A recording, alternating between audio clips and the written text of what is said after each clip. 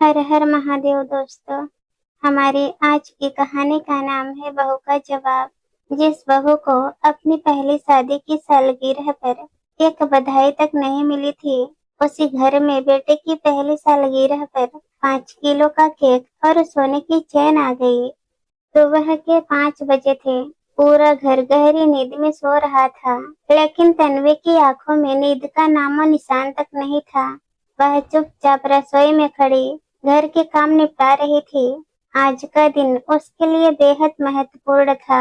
Office में उसे company के एक बड़े क्लाइंट के सामने जरूरी प्रेजेंटेशन देना था। पिछले कई दिनों से वह इस मीटिंग की तैयारी कर रही थी। इस प्रोजेक्ट की सफलता उसके प्रमोशन के लिए बहुत मायने रखती थी। तभी पास के कमरे में रखा संजना जी का मोबाइल बज उठा। संजना जी ने उन्नीदी आंखों से फोन उठाया। दूसरी तरफ उनकी बेटी स्नेहा थी। स्नेहा ने खुशी से कहा, माँ, मैं अपनी पहली शादी की सालगिरह अपने मायके में ही मनाना चाहती हूँ। आप सारी तैयारियाँ अच्छे से करना, ताकि यह दिन हमारे लिए हमेशा के लिए यादगार बन जाए। संजना जी की आवाज में खुशी भर गई। अरे बेटी, तू चिंता क्यों करती है? तेरी माँ है ना, सब कुछ बहुत अच्छे से करेगी। तू बस अपने परिवार के साथ आ जा। ठीक है माँ, हम दोपहर तक पहुँच जाएंगे। फोन रखते ही संजना जी के चेहरे पर खुशी साफ दिखाई देने लगी। वह तुरंत उठी और रसोई में पहुँच गई। तन्वी अभी भी काम में लगी हुई थी। संजना जी ने आते ही कहा, बहू, आज तुम ऑफिस मत जाना। तन्वी ने चौंक कर उनकी ओर देखा। लेकिन माँ जी, आज मेरी बहुत जरूरी मीटिंग है, मुझे जाना ही होगा। संजना जी ने सख्त आवाज में कहा, बहू, तुम अपनी मीटिंग कैंसिल कर दो। आज स्नेहा और दामाद जी अपनी पहली शादी की सालगिरह मनाने आ रहे हैं। उनके साथ कई मेहमान भी आएंगे। घर की सारी जिम्मेदारी कौन संभालेगा? तन्वी ने विनम्रता से कहा, माँ जी, मैं सुबह का सारा काम करके ऑफिस चली जाऊंगी। मीटिंग खत्म होते ही जल्दी वापस आ जाऊंगी और बाकी का काम भी संभाल लूंगी। संजना जी ने उसकी बात बीच में ही काट दी। मैंने कह दिया ना कि आज ऑफिस जाने की जरूरत नहीं है। मेरी बेटी की पहली सालगिरह है, घर में इतने मेहमान आएंगे। अगर तुम ऑफिस चली गई तो घर का काम कौन करेगा?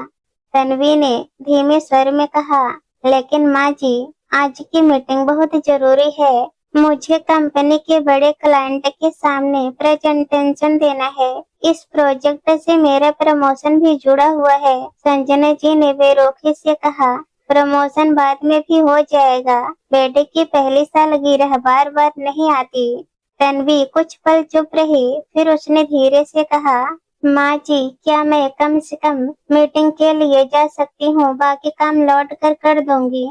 संजना जी नाराज हो गई। बहू, मैंने साफ कह दिया है, आज तुम्हें ऑफिस नहीं जाना है। मेरी बेटी की खुशी से बढ़कर इस घर में कुछ नहीं है। यह कहकर संजना जी वहाँ से चली गई।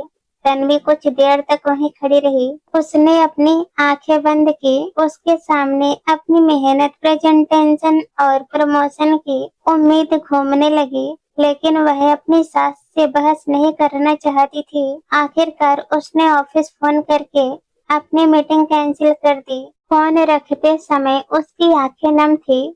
जिस मीटिंग के लिए वह कई दिनों से तैयारी कर रही थी, वह सिर्फ इसलिए छोड़नी पड़ी क्योंकि घर में मेहमान आने वाले थे।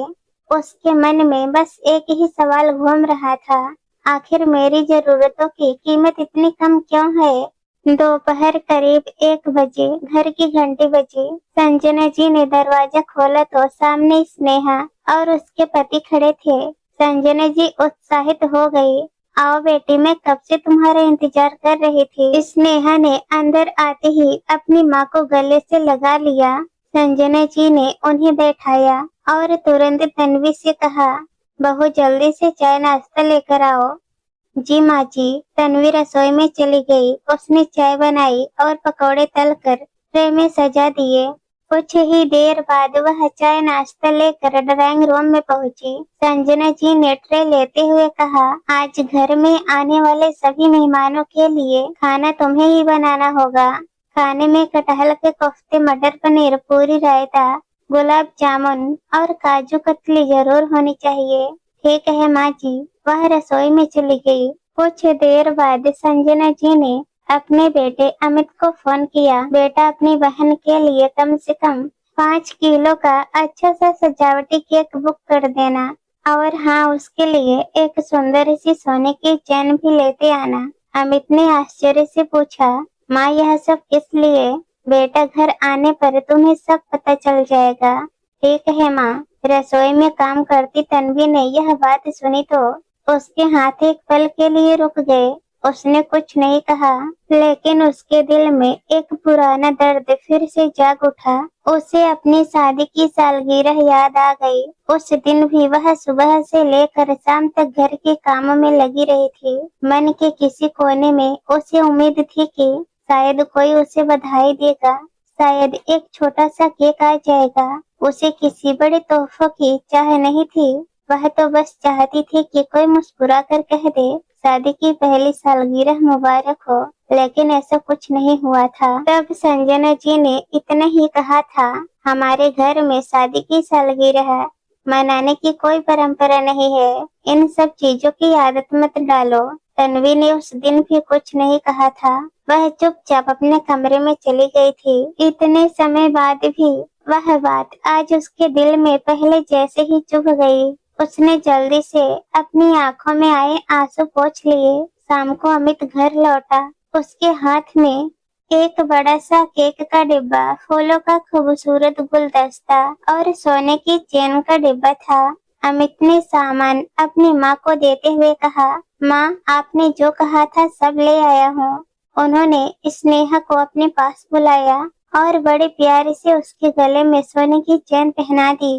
बेटी, देख तो सही, तेरे भैया तेरे लिए कितनी सुंदर चेन लाए हैं। स्नेहा मुस्कुराते हुए बोली, मुझे बहुत अच्छा लगा। उधर सिंक में तन्वी बर्तन धो रही थी। सुबह से उसने ठीक से खाना भी नहीं खाया था। तभी अमित की निगाहें अपनी पत्नी तन्वी पर पड़ी, जो केक और गुलदस्तों को बड़े गौर से देख रही थी। अरे तन्वी, मीटिंग कैसी रही? यह सुनते ही तन्वी की आंखों से आंसू छलक पड़े। अमित कुछ समझ पाता उससे पहले संजना जी की आवाज आई, अरे बेटा, तन्वी ऑफिस गई ही कहाँ थी? मैंने ही उसे आज ऑफिस जाने से मना कर दिया था। अमित ने हैरानी से पूछा, क्या आपने उसकी जरूरी मीटिंग कैंसिल करवा दी?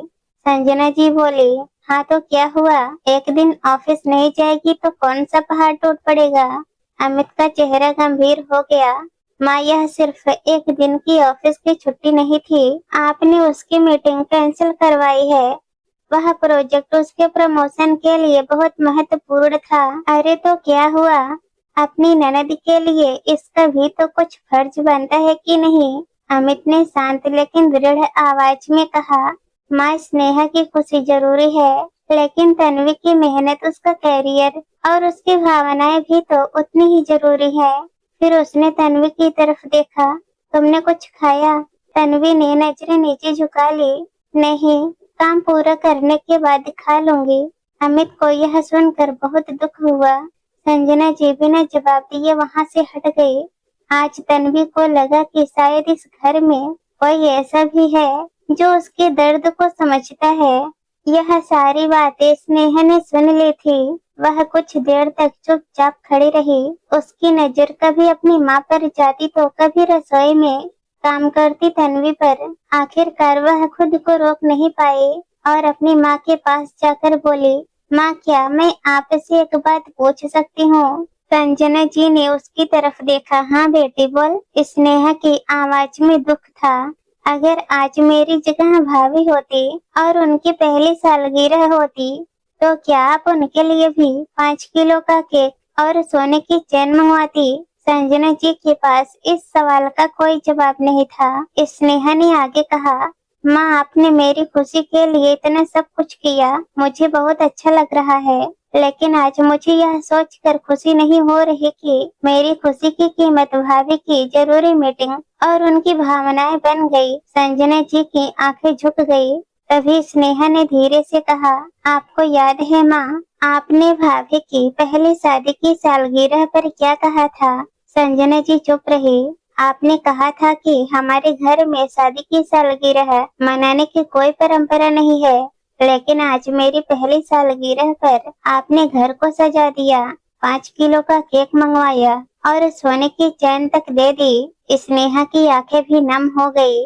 माँ, मैं बेटी हूँ, इसलिए मेरी खुशी आपके लिए जरूरी है, लेकिन भाभी भी किसी की बेटी हैं। शादी के बाद वह इस घर को अपना समझकर सबकी जिम्मेदारी निभाती हैं। क्या उन्हें खुश होने का अधिकार नहीं है? संजना जी के चेहरे पर पछतावा साफ दिखाई देने लगा। उसी समय अमित भी वहां आ गया। उसने अपनी माँ से कहा, माँ, स्नेहा बिल्कुल सही कह रही है। तन्वी ने कभी आपसे कुछ नहीं मांगा, उसने सिर्फ सम्मान और अपनापन चाहा है। संजना जी की आंखों से आंसू निकल पड़े। वह धीरे धीरे रसोई की तरफ बढ़ी। तन्वी अभी भी चुपचाप बर्तन धो रही थी। संजना जी उसके पास जाकर कुछ पल के लिए खड़ी रही, फिर उन्होंने उसके कंधे पर हाथ रखा। बहू, तन्वी ने पीछे मुड़कर देखा। संजना जी की आवाज भर्रा गई, मुझे माफ कर दो। तन्वी कुछ समझ नहीं पाई। संजना जी ने कहा, आज मुझे एहसास हुआ कि मैंने तुम्हारे साथ कितना बड़ा न्याय किया है। तुम्हारी पहली सालगिरह पर मैंने तुम्हें एक बधाई तक नहीं दी और आज अपनी बेटी की खुशी के लिए पूरे घर सिर पर उठा लिया। तन्वी की आंखें भर आई। संजना जी ने उसका हाथ पकड़ लिया। और आज मैंने तुम्हारी इतनी जरूरी मीटिंग भी सिर्फ इसलिए छुड़वा दी क्योंकि मुझे लगा कि मेरी बेटी की खुशी के आगे तुम्हारा काम छोटा है, लेकिन सच तो यह है कि तुम्हारे सपने भी उतने ही जरूरी हैं। तन्वी ने धीरे से कहा, माँ जी, मुझे आपसे कभी किसी महंगे तोहफे की उम्मीद नहीं थी। फिर क्या चाहती थी? संजना जी ने पूछा। तन्वी कुछ पल चुप रही, फिर उसकी आंखों से आंसू बह निकले। बस उस दिन आप मुझे देखकर इतना कह देती कि तन्वी, तुम्हें शादी की पहली सालगिरह मुबारक हो, तो शायद मुझे कभी इतना बुरा नहीं लगता। यह सुनकर संजना जी खुद को रोक नहीं पाई। उन्होंने तन्वी को गले लगा लिया। बहू, मुझे माफ कर दो, देर से ही सही, लेकिन आज मैं तुम्हें दिल से कहती हूँ, तुम इस घर की बहू ही नहीं, हमारी बेटी भी हो और तुम्हारी खुशियाँ भी हमारे लिए उतने ही जरूरी है। स्नेहा की आंखों में भी आंसू थे। उसने आगे बढ़कर तन्वी को गले लगा लिया। भाभी, आज मेरी शादी की सालगिरह का सबसे खूबसूरत तोहफा यही है कि हमारे बीच कोई भेदभाव नहीं रहेगा। अमित मुस्कुराया, फिर उसने तन्वी की तरफ देखा और कहा, और अब सबसे पहले तुम खाना खाओगी, बाकी का काम बाद में होगा। तन्वी ने हल्का से मुस्कुरा दी। उस दिन स्नेहा की पहली शादी की सालगिरह बड़ी धूमधाम से मनाई गई। केक काटा गया, मेहमानों ने शुभकामनाएं दी और घर में खुशियां बिखर गई। लेकिन उस दिन एक और रिश्ता भी नए सिरे से जुड़ चुका था, एक सास और बहू का रिश्ता। अगली सुबह जब तन्वी ऑफिस जाने के लिए तैयार हुई तो संजना जी खुद उसके लिए नाश्ता लेकर आई। बहू, पहले नाश्ता कर लो, और हाँ, आज तुम्हारी मीटिंग है ना, पूरे आत्मविश्वास से जाना, तुम्हारा प्रमोशन होना चाहिए। तन्वी ने संजना जी की तरफ देखा। उसकी आंखों में इस बार आंसू नहीं बल्कि सुकून था, क्योंकि आज उसे पहली बार महसूस हुआ था कि इस घर में उसके सपनों को भी वही सम्मान मिल सकता है जिसकी वह हमेशा से हकदार थी।